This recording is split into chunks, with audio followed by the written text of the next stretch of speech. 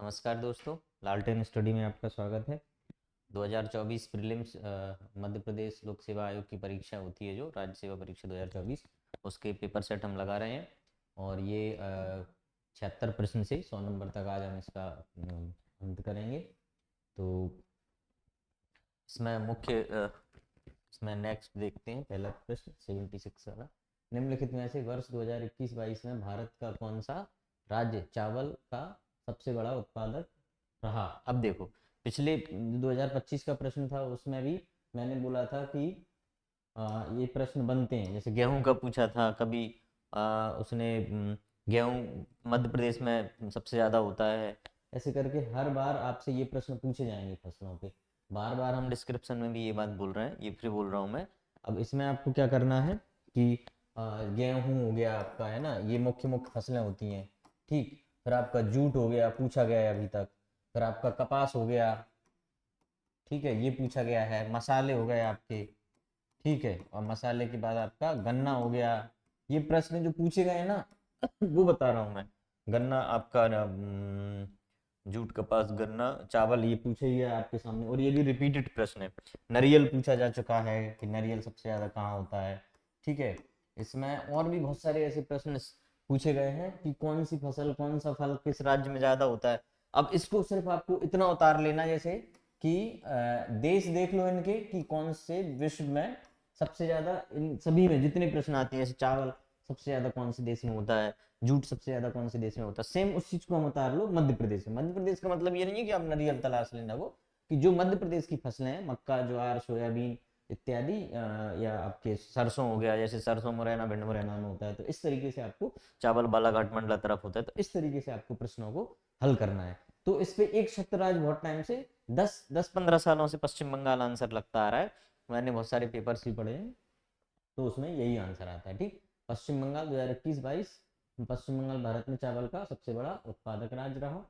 और ब्रह्मपुत्र नदी है तो डेल्टा बनता है, तो उसमें क्या, चावल पानी मांगता है, धान की खेती। जिनके घर में खेती होती है उनको पता है कि चावल कहाँ कहाँ होता है, कैसे रुपाई होती है, कैसी सारी चीज़ें हमको पता रहता है।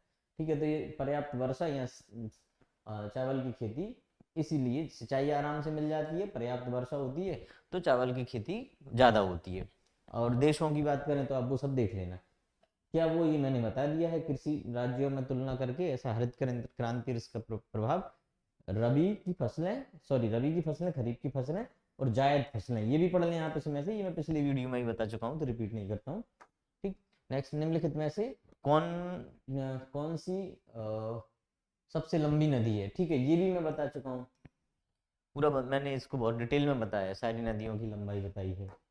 ठीक है, तो इसमें अपन आते हैं, तो देखो इसमें नर्मदा, इन नदियों में, अब देखो सबसे बड़ी बात क्या है कि नदियों का मैं ये आपको बताऊंगा कि भारत की कम से कम आप 25 नदी देख लेना, लगभग 25 नदी की जिनकी लंबाई आपको क्रम में याद हो। जैसे सबसे गंगा है, होता क्या है आपको एक चीज बताऊं, यमुना है, ब्रह्मपुत्र है, नर्मदा है, कावेरी है, आपकी बहुत सारी नदियां, ये सोन हुई, मध्य प्रदेश की सारी नदियां, मध्य चंबल, बेतवा, सब पढ़ लो, उनकी लंबाई पढ़ लो।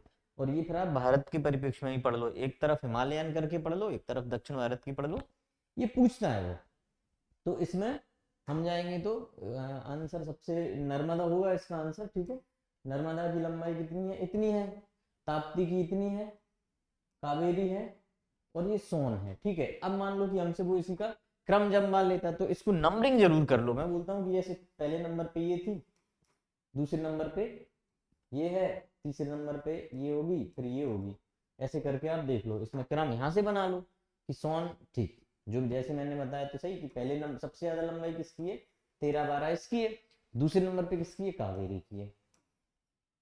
ठीक, दूसरा, तीसरे नंबर पे कौन सी, 784, और चौथे नंबर पे ये है। तो कभी भी ऐसे आपको प्रश्न मिले तो आप नंबरिंग कर लिया करो एक बार, और फिर एक बार जैसे जैसे साउथ इंडिया की नदियां देख लेना कि भाई सबसे लंबी यहाँ होती है, कहाँ है ये नदियां, पेरियार है, ये ऐसे, और नदी ये नर्मदा इधर जा रही है, तो ऐसे करके बहुत सारी आपको नदियां पता चल जाएगा। ठीक है, तो 77।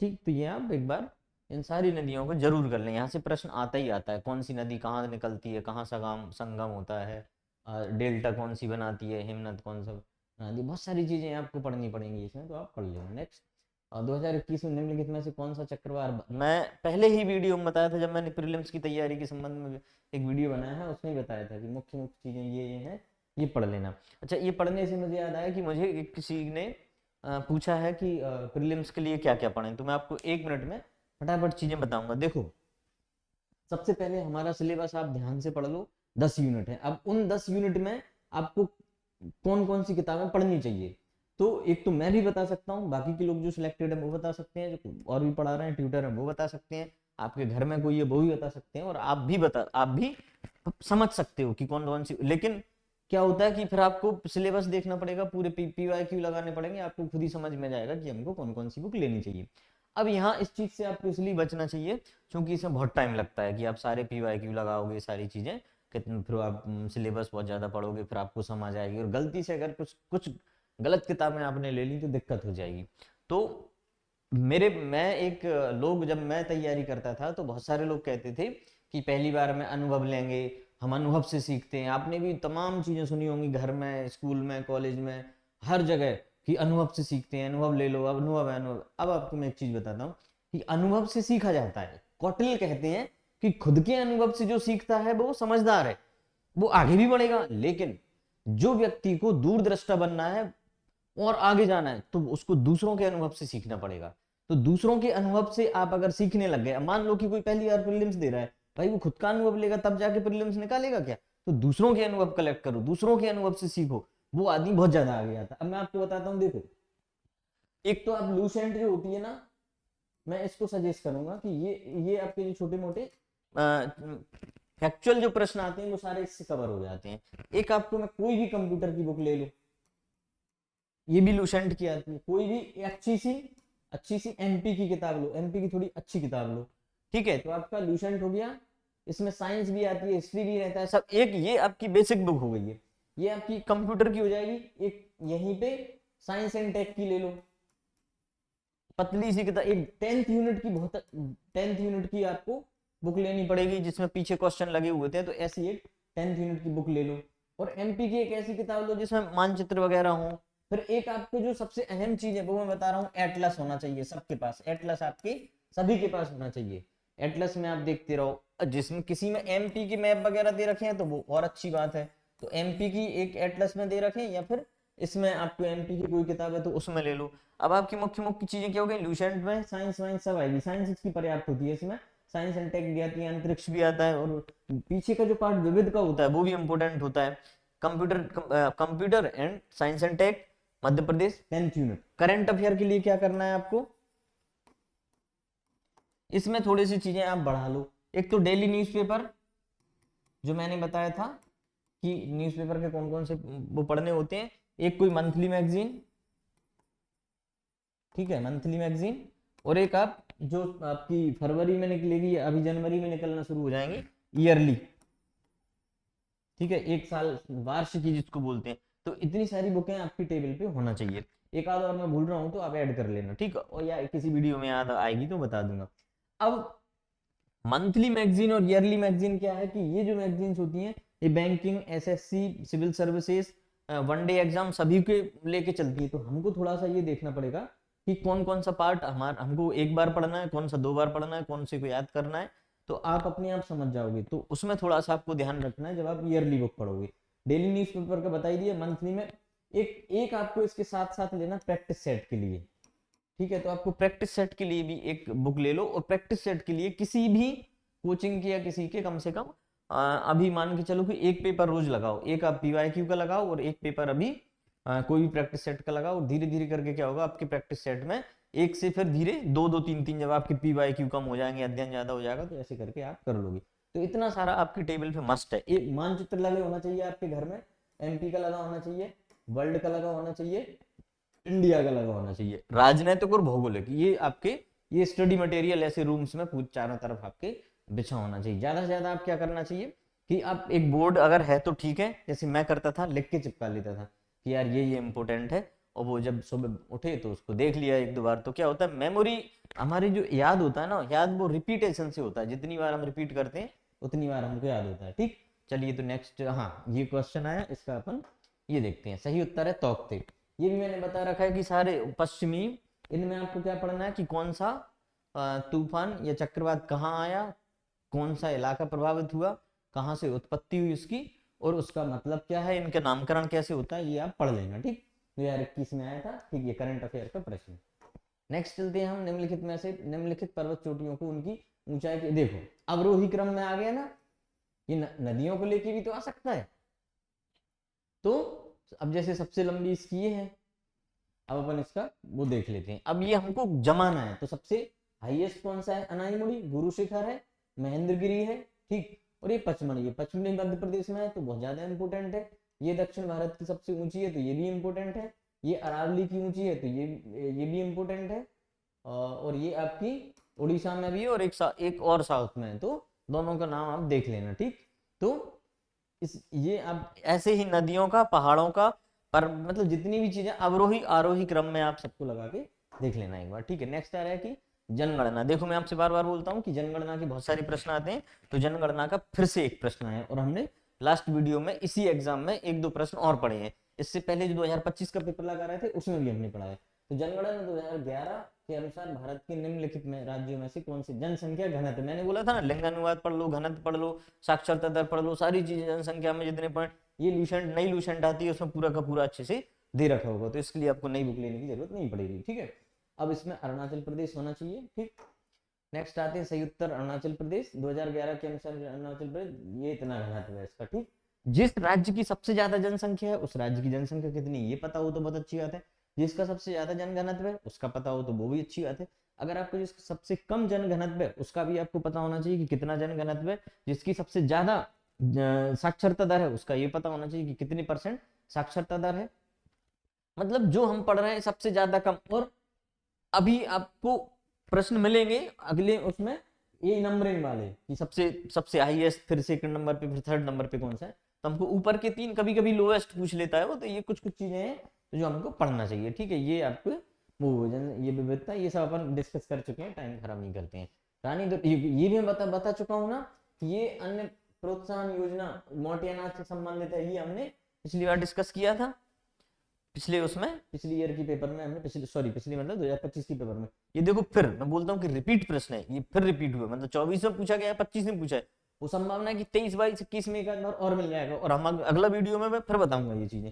ठीक है, तो इसमें यह पूरे मध्य प्रदेश पे लागू है, ओके, मिलेट के लिए है, ये भी ओके है, और 2023 से, हाँ, ये 3 साल के लिए इसको बनाया गया था, तो 1, 2, तीनों सही है इसके। ठीक, इससे संबंधित और फैक्ट आप पढ़ लेना।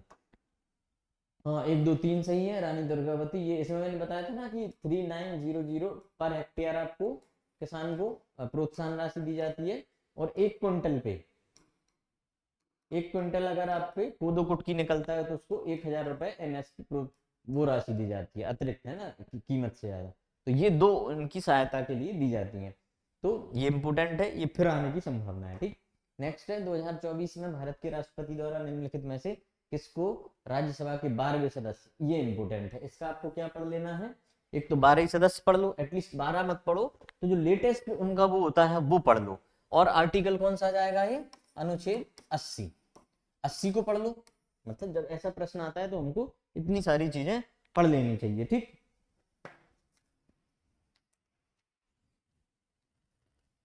ठीक है, नाम आप देख लेना, 12 के 12 के नाम देख लेना, और कौन से नंबर का था, हाँ 82। ठीक है, तो ये आप देख लेना, सभी मतलब आपको देख लेना चाहिए। ठीक है, अब इसमें नाम आप खुद सर्च कर लेना, मैं बताऊंगा, फालतू टाइम नहीं आएगा। नेक्स्ट इसका वो देखते हैं, तो सुधा मूर्ति को 12वें जो राज्यसभा के वो है वो आप पढ़ लेना पूरा का पूरा, कि कौन कौन सी फील्ड का आ सकता है, कौन से आर्टिकल में है, कौन नियुक्ति करता है, कैसे क्या होता है, और कौन अभी वर्तमान में 12 कौन से हैं, 12 नहीं तो एटलीस्ट 12 में से आपको लग रहा है कि ये बहुत फेमस लोग हैं उनको पढ़ लो, तो ये सब चीजें आप कर लेना होगा। ठीक, ये जैसे इन्होंने लिखा है ना कि राज्यसभा नामांकन की प्रक्रिया, राज्यसभा के अन्य सदस्य, नामित अन्य सदस्य, और राज्यसभा की सारी डिटेल पढ़नी पड़ेगी, राज्यसभा का सभापति कैसे बनता है, कौन सभापति होता है, कौन उपसभापति होता है, सारी चीजें उससे संबंधित आर्टिकल ये सब पढ़ लेना। ये लूसेंट में इतना दिया होता है, आप संविधान की या कोई अन्य राज्य व्यवस्था की बुक चाहो तो वो भी पढ़ सकते हो। मध्य प्रदेश के पैरा पैरा कैनो खिलाड़ी कौन से हैं जिन्हें 2023 में अर्जुन पुरस्कार से सम्मानित किया गया था? बढ़िया प्रश्न है, ठीक है।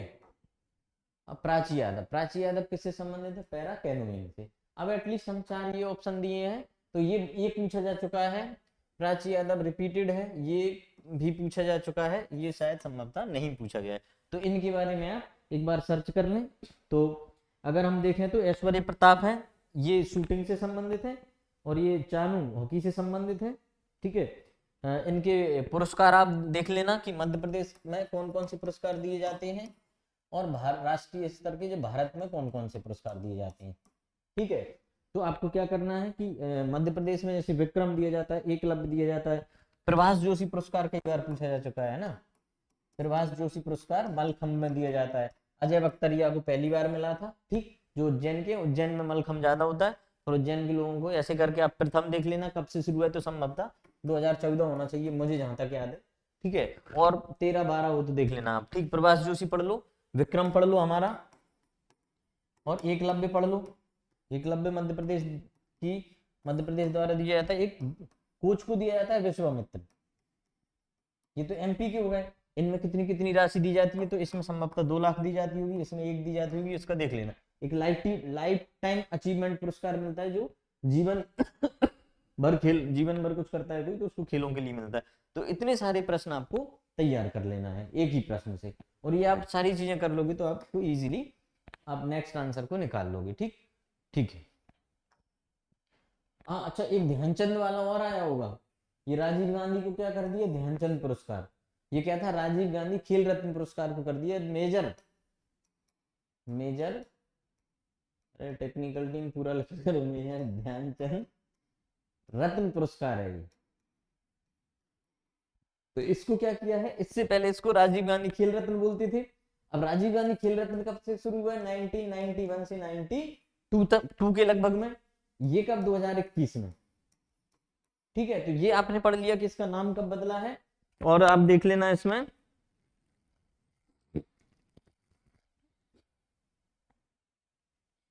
हाँ, ठीक है। 19 एक अर्जुन मिलता है, द्रोणाचार्य कोच को मिलता है अर्जुन पुरस्कार। ये अर्जुन पुरस्कार जब भी किसी मध्य प्रदेश वाले को मिले तो पढ़ो, या जितने पूरे लोग ना याद हो तो एटलीस्ट एमपी वालों को तो आप पढ़ ही लो। द्रोणाचार्य मिलता है, ठीक है। और एक मौलाना अबुल कलाम आजाद पुरस्कार भी मिलता है। क्या मिलता है? मौलाना अबुल कलाम आजाद पुरस्कार, ठीक है। ये भी ये विश्वविद्यालय में जो खेल की प्रतियोगिताएं होती है ना, उसमें मिलता है। तो ये बहुत ज्यादा बार पूछा नहीं गया है, इसलिए मैं ज्यादा इसके बारे में नहीं। अर्जुन पूछा जा चुका है, मेजर ध्यानचंद पूछा जा चुका है, और आपका ये द्रोणाचार्य पूछा जाता है, और ये कई बार पूछा जाता है, ठीक है। अब आपको एक मैं वो दे रहा हूं कि सबसे पहली बार अर्जुन पुरस्कार किसको मिला था? तो विश्वनाथ आनंद को मिला था। शतरंज के खिलाड़ी हैं, ये देख लेना। 21 का भी देख लेना आप लोग कि 2021 में किसको मिला था। चूंकि मेजर ध्यानचंद नाम रखा है तो संभवतः एक वहां पे चेंजेस हुआ है, तो आने की संभावना है। और बाकी ठीक है, आप लोग इस तरीके से इनको पढ़ लेना। पैरा खेलों में मतलब जो ओलंपिक हुए या कोई वर्ल्ड स्तरीय चीजें होती हैं उनको पढ़ो, उनके भारत के खिलाड़ी पढ़ो, कहाँ हुआ था, कहाँ क्या हुआ था, वो सब चीजें पढ़ लो। इसमें खेलों से संबंधित मैं आपको एक चीज बता दूं। पहले क्या पूछा जाता कि खो खो में कितने खिलाड़ी हैं? देखना आप पुराने पेपर खोजोगे ना, खो खो में कितने खिलाड़ी हैं, तो 9 और 12, ठीक है। 12 एक्स्ट्रा मिला के होती है, 9 खेलते हैं। तो एमपीपीएससी ने इसका आंसर क्या देखा था, आप वो देख लेना। फिर आपके वॉलीबॉल में कितने होते हैं, कबड्डी में कितने होते हैं, ग्राउंड पूछा जाता था कितने बाई कितने का कोर्ट होता है, कितने मिनट तक कौन सा गेम खेला जाता है। फिर धीरे धीरे क्या हो रहा है कि अब वो अपने क्वेश्चन का पैटर्न बदल रहा है, अब वो करंट पे ज्यादा फोकस कर रहा है, स्पोर्ट्स को। तो आप इसको थोड़ा सा इस तरीके से स्पोर्ट्स को पढ़ लेना, ठीक। हाँ, निम्नलिखित में से कौन पारंपरिक नाच गायन शैली। अब मैं आपको बता दूं, जब भी आप प्रैक्टिस सेट लगाओ या कुछ भी, तो आप ये जरूर देखो कि ये प्रश्न पूछा क्यों होगा। हमेशा मैं क्या करता हूँ, उसको करंट से संबंधित मेरा जो नजरिया है। अब देखो, ये नाच गायन है, कल्चर का प्रश्न है, ये करंट से संबंधित प्रश्न है। ये भाई साहब सभी को पद्मश्री पुरस्कार मिला है। अब पद्मश्री मिला है, अब नाच का पूछ लिया, हो सकता है वो आंसर इसका ये हो जाएगा। हो सकता है कि कालूराम बमनिया का पूछ ले, इनको पढ़ लो ना भाई, ये कबीर गायन के प्रसिद्ध हैं। ये भिंड के कौन है? पैरा तैराक है, दिव्यांग तैराक है। ये कौन है? ये आपके साहित्यकार हैं और संभवतः शोधकर्ता हैं। ठीक है, तो एमपी के इस तरीके से आप पढ़ो इनको चारों ऑप्शन को, क्या पता अगली बार कालूराम बम नहीं आ जाए कि ये कैसे संबंधित है, ये कबीर गायन से संबंधित है भाई साहब, ये कैसे संबंधित है, कौन कौन से जिले का, ये देवास के हैं, ये भिंड के हैं, ये धार के होंगे और ये उज्जैन के होना चाहिए, तो ये कौन से जिले से संबंधित है ये भी पूछा जा सकता है। तो इतने सारे प्रश्न आपको तैयार करना चाहिए और इसी तरीके से आपको पढ़ना चाहिए। भले आपका थोड़ा सा ज्यादा टाइम लगेगा, बाकी लोग 15 मतलब बाकी लोग एक पेपर को 2 घंटे में लगाएंगे, आप 5 घंटे में लगाओ। लगाना कितने 20-25 साल के प्रश्न लगाने हैं, लगाओ। और पर हमारी तैयारी कितनी स्ट्रांग हो रही है इससे। ठीक है, अब नेक्स्ट है इसका ओम प्रकाश शर्मा संभावित प्रश्न। ये शैलियां पंडवानी का कितनी बार पूछा गया है, आला खंड का अपन कर चुके हैं। ठीक है, आपके राय का पूछ लिया जाता है, आपके कोई भी ये सब चीजें कल्चर में आते हैं धीरे धीरे करके। मुझे लग रहा है कि अगर हम 25 साल के पेपर लगा देंगे ना तो हमारे आधे टॉपिक कंप्लीट हो जाएंगे। ठीक, नेक्स्ट अब हम देखते हैं सांख्यिकी में अंतरराष्ट्रीय पुरस्कार जैसे नोबेल पुरस्कार के बराबर माना जाता है। एक्चुअल में ये अर्थशास्त्र का नोबेल भी कहते हैं कुछ लोग। तो उसकी प्राप्तकर्ता कौन है? ठीक है, KR राव, ये राव साहब है, इनको मिला था। अब ये राव साहब ही क्यों पूछा उसने? क्योंकि राव साहब क्या है, भारतीय मूल के अमेरिकी हैं, भारतीय अमेरिकी हैं, मतलब उन्होंने अमेरिका की नागरिकता ले ली होगी, भारत के होंगे, इनके माँ बाप जो भी कुछ है, तो भारतीय मूल के हैं। तो ये पूछ लिया प्रश्न उसने, बस इसलिए प्रश्न पूछता। आपको खोजना पड़ेगा, जैसे कैलाश सत्यार्थी को मिला था, उसने कैलाश सत्यार्थी पूछा 2014 में। उसने पूछा कैलाश सत्यार्थी की फाउंडेशन का क्या नाम है। उसने पूछा जब आपके एक और इंडिया के उनको मिला था, क्या उनका नाम भूल गया, उनकी जो पति पत्नी दोनों थे, उनका नाम याद नहीं आ रहा मेरे को, आएगा तो बताऊंगा। उस समय उनका पूछा गया तो इनका भी पूछा जाएगा। ठीक है, नेक्स्ट ये राधा कृष्णन राव हो गया इसमें। ठीक है, ये आप पढ़ लेना। हाँ, इसमें जो अर्थशास्त्र का जो पुरस्कार है वो 1969 से शुरू हुआ था। अब यहाँ इसी क्वेश्चन में खोज के पढ़ो या बुक देखो कि भाई भारत कितने भारतीयों को नोबेल प्राइज मिला है, किस किस में मिला है, पहला भारतीय कौन है, पहला एशियाई कौन है, आपके मैथ में कौन है, इसमें कौन है, भारतीय जितने संबंधित है नोबेल प्राइज से, और क्या क्या है, कब से नोबेल प्राइज देना शुरू हुए, कौन देता है, कौन सी संस्था है, कौन क्यों दिया जाता है, ये सब पढ़ लो एक बार, आपका खत्म सिलेबस। इस बार अक्टूबर में जब भी घोषणा होती है उनके धीरे धीरे एक एक दिन में नाम याद करते जाओ। अब आप नोबेल प्राइज का चिपका लेना जो इस साल जिनको मिला होगा। मेरे उस पे एक बोर्ड पे लिखा रहता था, बढ़िया रंगीन करके मैंने चिपका लिया था, क्योंकि इनके नाम ऐसे होते हैं, ऐसे ऐसे नाम होते हैं, एओन फ्रॉन फॉक्स, पता नहीं क्या क्या, याद नहीं होते, कभी कभी बहुत बड़ा नाम हो जाता है। तो इस तरीके से क्या हम रोज देखते हैं ना, तो हमारे दिमाग में वो नाम आ जाता है। और एक और आप क्या चीज करना, करंट अफेयर की जो बुक आती है, बहुत सारी किताबें क्या करती हैं, उसमें आपसे क्वेश्चन भी पूछती हैं। जैसे दैनिक भास्कर के में उसमें भी आता है वीकली, या कोई और पेपर आते हैं, या आपकी मंथली मैगजीन आती है, तो वो करंट लगाते रहो। एक घटना चक्र आती है, बहुत सारे पेपर क्वेश्चन देती है, तो ऐसे करके आपको प्रैक्टिस लगाना चाहिए। एक उसकी आती है पता नहीं परीक्षा वाणी की आती है यार किसकी, या घटना चक्र की, वो उसमें प्रश्न ही प्रश्न होते हैं। ऐसी बहुत सारी किताबें, तो उनको लगाओ। मैं कहता हूँ जहां प्रश्न मिल जाए हमसे संबंधित उसको सॉल्व कर डालो, खत्म। हमारा स्कोर देख के आगे बढ़ो, आपका स्कोर बहुत अच्छा आएगा ये सब प्रैक्टिस करोगी तो। ये क्या पूछ रहा है वो कि FIDE, ठीक है, तो इसको इसका फुल फॉर्म देख लो। ये क्या पूछ रहा है, कैंडिडेट्स टूर्नामेंट जीतने वाले सबसे कम उम्र के कौन है? डीगो केस है। डीगो केस कौन है? भारतीय है, इसलिए पूछा गया है प्रश्न। ठीक है, और इसका फुल फॉर्म क्या? Federation international dash HS, federation international dash, ठीक, एचएस। इसका मतलब है अंतरराष्ट्रीय शतरंज फेडरेशन है इसका, है ना। हिंदी में अगर अपन बात करें तो हिंदी में फेडरेशन के बोलेंगे अंतरराष्ट्रीय शतरंज महासंघ। ठीक है, महासंघ है ये, अंतरराष्ट्रीय शतरंज महासंघ। मैं जो लिखता हूँ तो हो सकता है आपको थोड़ा ऐसे अजीब सा लगता हो, पर चलता है यार, मैं बोल भी तो रहा हूँ, उसको सुनो और इसमें देखो। और ये अगर मैं तो ये कहता हूँ, ये अगर आपको समझ में ना आए तो आप सर्च और करो कि ये है क्या, पूरा आपको याद होगा, नोट डाउन कर लो, जिसकी नोट डाउन करने की आदत है, जिसके पास किताब है वो किताब में खोज के रख लो, और जिसके पास क्वेश्चंस की पूरी किताब है, या जिसने MPPSC से डाउनलोड कर रखे हैं, रंग डालो एक बार, रेड पेन से लिखो, ब्लू से लिखो, ग्रीन से लिखो, जितने हैं सबसे उसको कलर कर डालो, वैसे लगना चाहिए कि आपने किताब के साथ होली खेल डाली।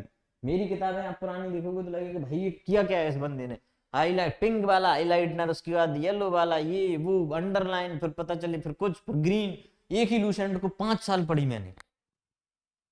फिर पर आप 5 साल नहीं, पहली बार में सिलेक्शन लो, मैंने भी लिया था, ऐसा नहीं कि मैंने 5 साल पढ़ी तो 5 बार में टपकता रहा। फिर डीगो केस है, ठीक है, ये आपका अपन 17 वर्ष की आयु में ये टूर्नामेंट जीतने वाले सबसे वो थे, इसलिए इनका प्रश्न पूछ लिया गया। मैंने अभी बताया ना विश्वनाथ आनंद को पहला क्या मिला है, खेल रत्न, राजीव गांधी खेल रत्न, वो भी पूछा जा चुका है प्रश्न। लो मेरे मुंह से ही वो प्रश्न निकलते हैं, पूछा गया है और पूछे जाएंगे, देखना जब आप बैठोगे जिस दिन परीक्षा हॉल में, जो मेरे पूरी वीडियोस देख रहे हैं, मैं आपको दावे के साथ कह रहा हूँ, आपको अगर जितनी चीजें याद आएंगी आपको ये लगेगा कि हाँ यार ये एक बंदा वो पढ़ाता है यूट्यूब पे और पता नहीं कुछ टाइम के लिए आता है और ये उसके वहां से आया है, ऐसे करके आपको बहुत सारे प्रश्न मिल जाएंगे। ठीक है, लमेटा गांव, ये जब मैं मेरे गांव वाले उनको आसपास की जो तैयारी कर रहे थे, मैं लमेटा गांव भयंकर रटा दिया था मैंने, और ये प्रश्न आ गया था। तो आएगा, ये इसलिए आया कि इसमें पहला जियो फॉसिल्स पार्क बना रहे हैं, पहला क्यों नहीं पूछेगा, भारत का पहला है, मध्य प्रदेश में, नर्मदा नदी के किनारे है, तो पूछेगा ना प्रश्न तो वो भाई, तो यहां से आ गया वो, दोबारा रिपीट कर देगा तो कोई बड़ी बात नहीं है। ठीक है, जबलपुर है, लम्हेटा गांव में जिले में स्थित है, जहां भारत का पहला जियो पार्क बना रहे हैं वो काय का बना रहे हैं, भारत का बना रहे हैं, तो क्यों नहीं पूछेगा। आपके गांव में मान लो भारत का कुछ पहला बन जाए तो आपके गांव का नाम भी पूछ लिया जाएगा है? या आपके गांव से कोई राष्ट्रपति बन जाए तो पूछा जाएगा कि यार उस ये राष्ट्रपति मध्य प्रदेश का अगर कोई बन जाए तो पूछा जाएगा। गुना का पूछा जा चुका है, यहाँ से माननीय रमेश लाहौटी जी बन गए थे CGI chief justice of India, तो पूछा गया कि कहाँ के रहने वाले हैं, तो गुना के, इसलिए मैंने गुना पोस्टिंग ली थी। ठीक, ये भूवैज्ञानिक उद्यान बन रहा है। ठीक है, तो ये आप पढ़ लेना, भारत में यूनेस्को की कहाँ क्या पार्क है, ये पढ़ लो, ये पढ़ लो, ये मैं बताता तो रहता हूँ भाई, ये है ना। निम्नलिखित में से किसको वर्ष 2000 भारत के लोकपाल, लोक देखो प्रश्न आया है। अब इसका फिर मैं बता रहा हूं कि ये प्रश्न क्यों आया है भाई साहब, इसका आंसर ये होगा, ये 2014 या 13 में आप डेट देख लेना, कब 13, ये खानविलकर महोदय मध्य प्रदेश के मुख्य न्यायमूर्ति बने थे, मध्य प्रदेश का आदमी मुख्य न्यायमूर्ति बन गया, अब वो लोकपाल के अध्यक्ष बनेंगे, तो क्यों नहीं पूछेगा प्रश्न, एमपीपीएससी है जो भी परीक्षा वाला, तो पूछेगा ना।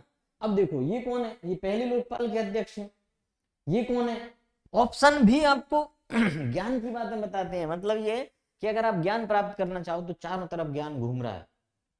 आपको किसी पेड़ का पीला पत्ता गिरा, पीला कलर क्यों है यार इसका, गूगल करो, अरे इसका ये वाला वो कम है, ग्रीन क्यों है, हरा पत्ता, अच्छा ये क्लोरोफिल के कारण है। अच्छा क्लोरोफिल से एक अच्छी अच्छी क्वेश्चन बताता हूँ मैं, कि एक मेरे मित्र से पूछा इंटरव्यू में कि अच्छा बताओ कि पत्ती का हरा रंग क्यों होता है, उसने कहा सर क्लोरोफिल के कारण।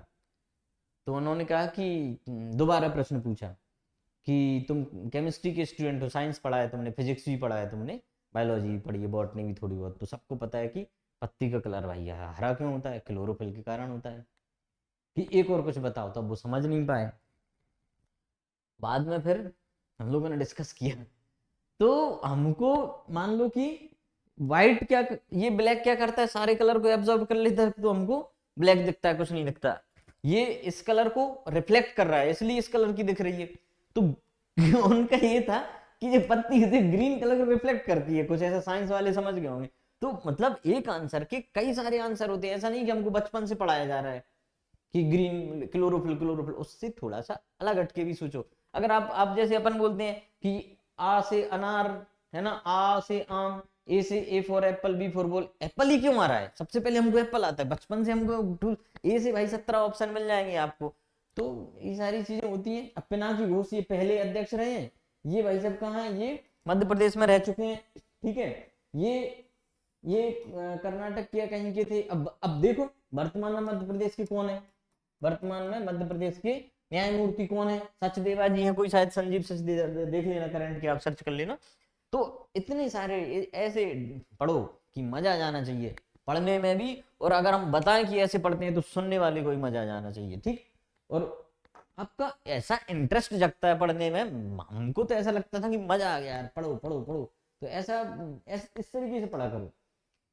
विश्व की पहली वैदिक घड़ी, फिर आ गया क्वेश्चन, शानदार प्रश्न है। ठीक, तो ये कहाँ है? उज्जैन में। उज्जैन कहाँ है? मध्य प्रदेश में। और विश्व की पहली वैदिक है, तो क्यों नहीं पूछेगा वो, ठीक है।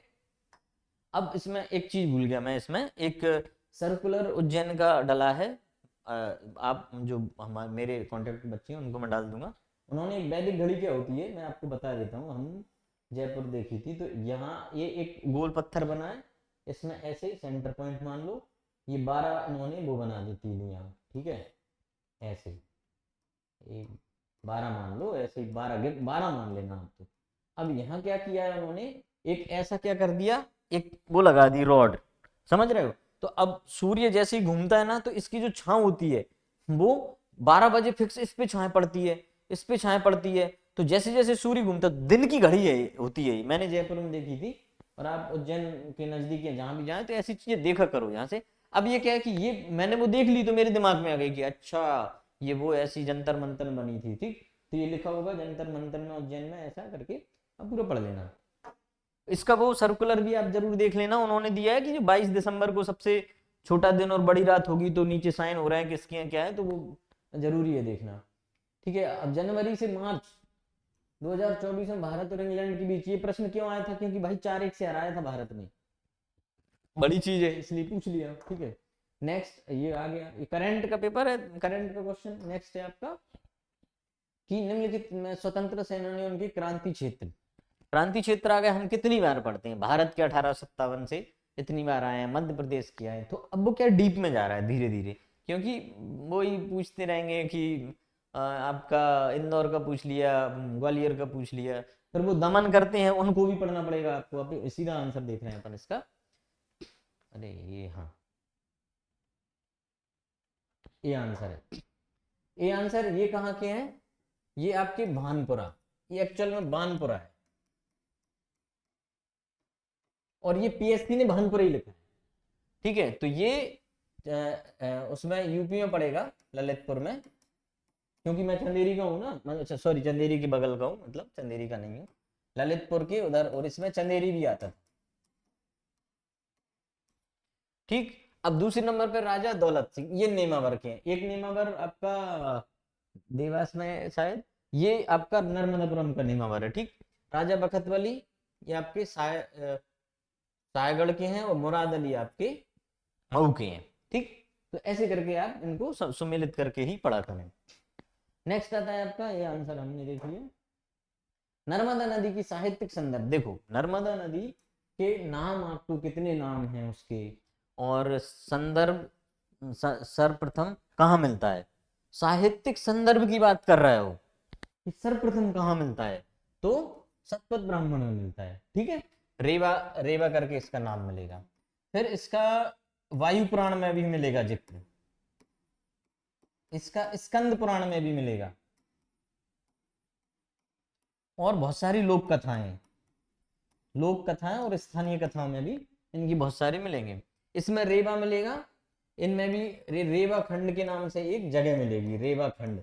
रेवा खंड का मतलब है कि जहां से नर्मदा नदी निकलती थी उस भूमि को, तो ऐसे करके पूछ सकता है हमसे, तो पूछेगा, और नर्मदा का तो बिल्कुल पूछेगा।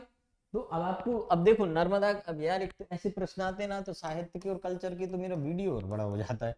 नर्मदा, नर्मदा का एक रेवा नाम है, रेवा ऐसा बोलते हैं कि नर्मदा के बचपन का नाम है। नर्मदा को एक आप स्त्री मान लो, महादेवी मान लो, देवी मान लो। रेवा इसका मतलब होता है उछल कूद करने वाली, जो बच्ची होती ना, मतलब वो उछल कूद करती हैं, तो इसलिए इसका नाम, कि नर्मदा एक ऐसी नदी है कि पहाड़ों को काट के उछलती उछलती जाती है, तो किसी ने उसका रेवा नाम रखा। फिर नाम रखा गया नर्मदा, और आगे काल में, अब नर्मदा का क्या मतलब होता है, देखो नर्म और दा दो शब्दों से मिलके बना है, तो नर्म का मतलब होता है आनंद, और दा का मतलब होता है देने वाला या देने वाली, आनंद देने। अब वो धीरे धीरे क्या हुआ कि नर्मदा नदी के किनारे खेती होने लगी, उपजाऊ होने लगे, तो जब खेती होगी, उपजाऊ फसलें उगेंगी, तो आनंद मिलेगा लोगों को, तो इसका नाम नर्मदा आया। ऐसे करके चीजें हैं। इसकी एक स्थानीय कहानी और है कि इसको हमने प्राकृतिक चीजों को क्या मान लेते हैं, मानवीय रूप दे देते हैं। तो नर्मदा का ऐसा बोलते हैं कि कुछ कुछ ग्रंथों में मिलेगा कि नर्मदा शिव के पसीने से बनी है, कुछ बोलते हैं कि उसमें वर्षा नहीं हो रही थी, अकाल पड़ रहा था, तो ब्रह्मा जी के आंसू छोड़ दिया तो नर्मदा बन गई। और कुछ बोलते हैं कि मैखल करके एक राजा थे वहां के, उनकी पुत्री हैं, ये स्थानीय लोक कथाओं में है। तो ये बढ़िया इंटरेस्टिंग कथा है, मैंने कई बार मतलब पढ़ने में मजा आता है। मैं आपको बताता हूँ 1 मिनट में कि इसमें क्या होता है कि नर्मदा मैखल की पुत्री है, और नर्मदा के लिए ये क्या नाम से ये अपने मैखल राजा जैसे पहले स्वयंवर होता था ना, तो स्वयंवर में कोई स्वयंवर की किस तरीके से इनको वर ढूंढना है, तो एक ये गुलपक गुलपका ऐसा करके कोई एक फूल था, तो इन्होंने बोला कि वो फूल तोड़ के ले आएगा कोई, तो नर्मदा उससे शादी कर लेगी। तो ये सोनभद्र राजकुमार थे, ठीक है, अपन इसको देखें, सोनभद्र राजकुमार थे, तो वो वाला फूल तोड़ के ले आए, सोनभद्र ले आए वो फूल तोड़ के। वो फूल होता है एक्चुअल में कोई हल्दी की प्रजाति का होता है, जो आंखों के लिए सुखदाई होता है, और औषधीय फूल है, वो अलग अलग रंगीन होता है। तो फूल सुंदर महिलाओं को फूल हमेशा पसंद होते हैं, ठीक है। तो सोनभद्र वो फूल तोड़ के ले आए, सोनभद्र फूल तोड़ के लाए, तो उनका रिश्ता तय हो गया। फिर क्या होता है कि नर्मदा की एक बहन होती है जोहिला, तो नर्मदा एक अपना संदेश लेके इनके पास किसको भेज देती है, जोहिला को। तो ये जोहिला जाती है। अब ये जोहिला भी सुंदर थी कि सोनभद्र ने जोहिला को प्रपोज कर दिया, ठीक। अब क्या हुआ, उसको लगा कि नर्मदा जी यही है, तो उन्होंने प्रपोज कर दिया। फिर इतने में बीच में नर्मदा जी उन दोनों को साथ देख लेते हैं कि यार ये तो मेरे साथ धोखा हुआ है, तो उन्होंने क्या किया, आजीवन पर शादी नहीं की। और ये दोनों जैसे होते हैं ना, मान लो ये मैखल है, तो ये जोहिला और सोनेधर जा रही है, तो नर्मदा इनकी उल्टी दिशा में चली गई कि जाओ। तो ये भी एक कहानी है, ये कहानी को कहानी की तरह पढ़ो, पर इससे आप ये सीख लो कि सोन नदी जोहिला एक दिशा में जा रही है, नर्मदा उसके उल्टी दिशा में जा रही है, ठीक है। पर्वत का नाम क्या, मैकल, तो मैकल पर्वत श्रेणी से निकलती है। तो इसका मतलब ये 3 प्रश्न आपके मैंने तैयार करा दिए, ठीक। नेक्स्ट है आपका शतपथ ब्राह्मण, ये अपन पूरा डिस्कस कर चुके हैं।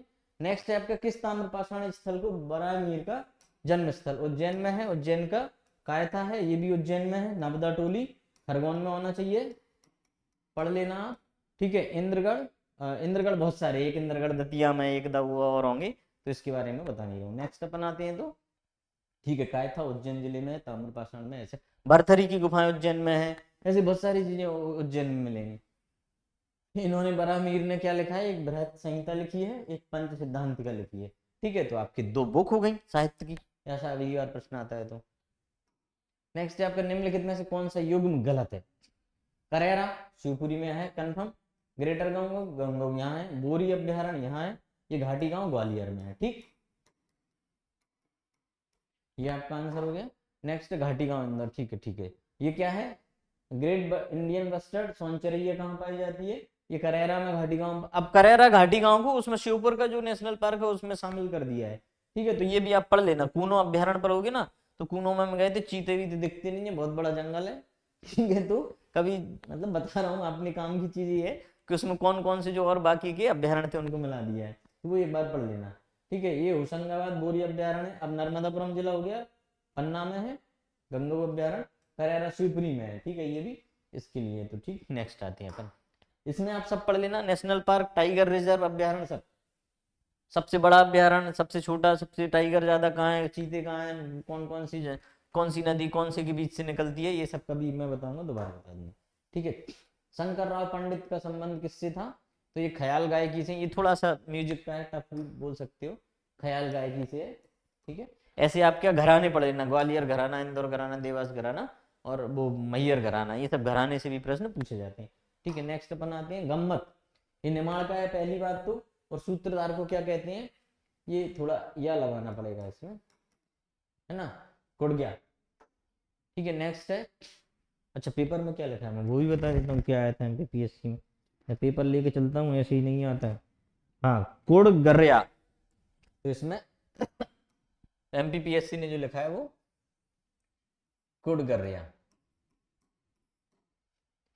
कुड़ गर्या, ठीक है। तो ये आप देख लेना, मतलब गम्मत ये लोकल वो भी पूछे जाते हैं।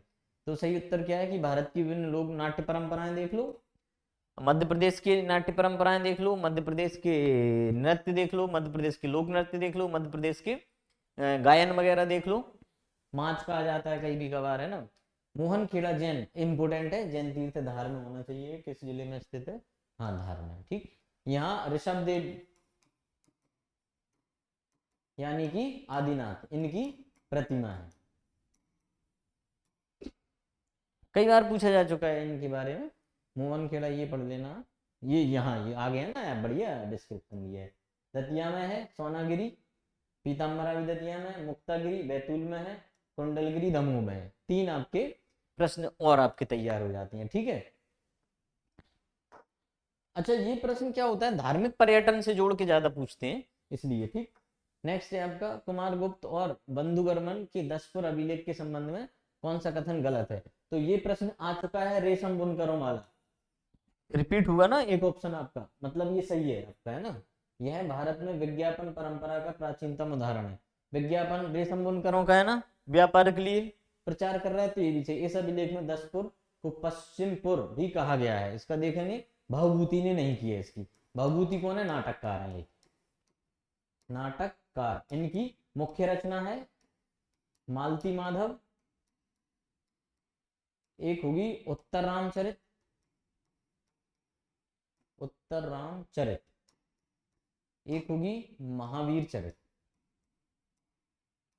महावीर चरित, ठीक है। ये इनकी ये है, ठीक, भवभूति की रचना है। तो इसका यही गलत हो गया, तो इसका मतलब कि ये सही हो गया, ठीक। हाँ ठीक है, गुड। तो क्या देखो, अपन इसको पढ़ लेते हैं, इंपोर्टेंट प्रश्न आता है, ठीक है। वर्तमान में मंदसौर में यही पूछा जाए कि मंदसौर का पुराना नाम क्या है। पुराने नाम पूछे जाते हैं, इंदौर का पूछा जा चुका है, उज्जैन का पूछा जा चुका है, ग्वालियर का पूछा जा चुका है, ऐसे जबलपुर का पूछे, और इनके नाम किस पे रखे हैं वो भी पूछे जा चुके हैं, ठीक है। वत्स भट्टी ने की रचना की थी। भवभूति का नाम नाटककार है, इन्होंने कुछ लिखा है क्या इनको, ठीक है। बुक मैंने बता दी कौन सी लिखी, 99। कोहबर क्या है, रिपीटेड प्रश्न है, मैं बताऊंगा कैसे। ये है वैवाहिक, ये जो नव विवाहित जोड़ा होता है ना, उसके संबंध में एक कला है। तो ये जो दांतौन होती है ना, उससे कूट के उससे बनाते हैं, या कुछ उंगली से चित्र बना रहे हैं, पुरानी पेंटिंग है। अब एक मधुबनी चित्रकला का प्रश्न बना आया था एक बार, ये कहाँ की है, तो ये बिहार की है एक्चुअली, वो भी बिहार का ही है। इसी के अंदर में ये आता है आपका कोहबर। तो ये इसलिए पूछा गया था उस समय प्रश्न कि इसको जीआई टैग मिला था। लो, करंट था उस समय, अब यहाँ रिपीट हो गया। ज्यादा रिपीटेड प्रश्न होते हैं तो थोड़ा सा आपको समझना पड़ेगा कि इसको जीआई, हाँ जीआई टैग जिसको भी मिल जाए उसको पढ़ लो, ठीक। नेक्स्ट है ये, कोहबर मिथिला, बिहार और उत्तर प्रदेश कुछ भागों में बनाई जाने वाली एक पारंपरिक वैवाहिक भित्ति चित्रकला। वैवाहिक मतलब नया जो जोड़ा होता है उसको मोटिवेट करने के लिए, यह विवाह के अवसर पर वर वधु के कमरे की दीवारों पर बनाई जाती है। वर वधु का कमरा मतलब फर्स्ट नाइट वाला जो रूम होता है उसको सजाने के लिए बनाई जाती है। इसमें प्रकृति, देवताओं, फूल पत्तियों, पशु पक्षियों की, अच्छा इसमें कमल का चित्र बनता है, वो फीमेल को रिप्रेजेंट करता है। बांस का चित्र बनता है, वो आपकी पुरुष की काम वासना को चित्रित करता है। इसमें एक और चित्र बनाया जाता है, कछुआ का भी बनता है, कछुआ को लंबी आयु का चित्र बनाया जाता है। ऐसे ऐसे करके अलग अलग चित्रों के अलग अलग मीनिंग होते हैं। इतने डिटेल में आपको नहीं पढ़ना है, मैं सिलेक्ट होने के बाद ये सब मैं पढ़ता रहता हूँ, तो आप लोगों को इतना डिटेल में नहीं जाना है। पता चले आप ये मधुबनी पेंटिंग पढ़ते रह जाओ आगे चल के। मधुबनी पेंटिंग की एक शाखा कौन सी है, ये कोहबर, ठीक। उसमें मधुबनी ट्रेन भी चली थी, आप उस पर ये सब चित्रकलाएं उसमें दिखाई गई थी। यशोधर्मन के सौंदनी अभिलेख की रचयिता कौन है, ठीक है, तो इसके वासुल कवि है, ठीक। तो इसमें कुछ नहीं है, मंदसौर प्रशस्ति है, ये सब उससे संबंधित है। और यहीं पे अपने सारे प्रश्न हो चुके हैं। आप सभी को मैं यही कहना चाहूंगा, अच्छे से पढ़ें तो इतने अच्छे से पढ़ें कि मजा आए, मतलब आपको लगना चाहिए कि हम एंजॉय के लिए पढ़ें, उसको बोझ करके ना पढ़ें। एक मैं बस एक 30 सेकंड में अपनी बात रखूं। किसी ने मुझसे पूछा है कि मोटिवेशन के लिए क्या करें कि हम बार बार मोटिवेट नहीं होते हैं। तो मेरा सिंपल सा फंडा है, मैं उन लोगों के लिए पढ़ा रहा हूँ जिनके पास बहुत ज़्यादा सोर्सेज नहीं है। तो आप लोगों से मैं सिर्फ यही कहता हूँ कि आप अपने घर में उस व्यक्ति को याद करें जो आपको पैसे जुगाड़ करके आपके खर्चे के लिए भेज रहा है। अगर आपने उसका लिहाज कर लिया कि ये दिसंबर का है, दिसंबर में हमारे इधर कड़की का महीना बोलते हैं, तो कड़की के माह में भी आपको अगर आपका रेंट 6,000 है, खाने पीने के 10,000 आपको भेज रहा है, जो 10,000 उसकी कमाई नहीं होगी महीने की, वो आपको भेज रहा है, उसकी शक्ल याद कर लो, आपको मोटिवेशन की जरूरत ही नहीं पड़ेगी। किसान का बच्चा है, वो इस ठंड में, अभी 11 बज रहे हैं, मैं आपको वीडियो रिकॉर्ड कर रहा हूँ, आप देखना कि 11 बजे से 4 बजे अगर लाइट आती है तो आपके पिताजी, भाई, जो भी आपको पैसा भेज रहा है, जो आपके लिए काम कर रहा है, वो इस इतनी ठंड में पानी में खड़ा हुआ, हम ठंड में ढंग से रूम से बाहर नहीं निकल पाते हैं, किसी के पिताजी मजदूरी करते हैं वो देख लें, किसी के कहीं और काम करते हैं, कोई सरकारी नौकरी करता है तो वो 9 बजे से 10-11, कभी कभी 9 बज जाते हैं रात में, मतलब 9 बजे जाना होता है, 9 बजे वापस आता है, बैंक में जा रहा है, तो ये सब आप कर लेना। उनके सपने क्या है, आपसे आपसे क्या उम्मीद है वो कर लेना याद कि यार उनको ये सपने, और आपके खुद के सपने देख लेना कि आप भविष्य में क्या करना चाहते हो, क्या वही पानी में जाना चाहते हो या वही गर्मी में फसल काटना चाहते हो। ये बस एक बार सोच लेना, 5 सेकंड में आप इतने मोटिवेट हो जाओगे कि 5 महीने तक पढ़ते रहोगे और 5 महीने बाद आपका एमपीपीएससी का प्रीलिम्स निकाल लोगे। अगली बार मोटिवेशन की जरूरत पड़ेगी तो मैं अप्रैल में दूंगा मेंस के लिए। ठीक है, धन्यवाद दोस्तों, और शुभ रात्रि, जय हिंद, जय भारत।